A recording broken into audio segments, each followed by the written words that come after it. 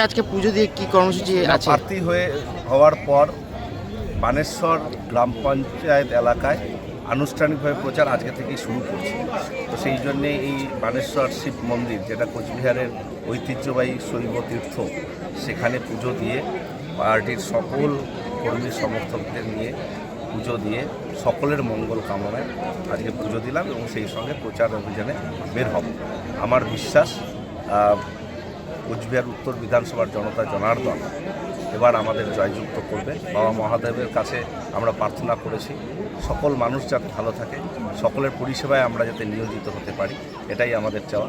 সকলে ভালো থাকুন, সুস্থ থাকুন এবং তৃণমূল কংগ্রেস প্রার্থী মমতা বন্দ্যোপাধ্যায়ের মনোনীত প্রার্থী আমি মনোনীত হয়েছি। আমাকে সকলে হাসির উপর জোড়া ফুল চিহ্নে ভোট দিয়ে জয়যুক্ত করুন, এই প্রার্থনা সকলের কাছে করছি। আর বাবা মহাদেবের কাছে একটাই প্রার্থনা, মানুষের পরিষেবায় যাতে সারা জীবন নিয়োজিত থাকতে পারি, সকল মানুষকে তিনি যাতে মঙ্গলময় রাখেন, এটাই আমার প্রার্থনা।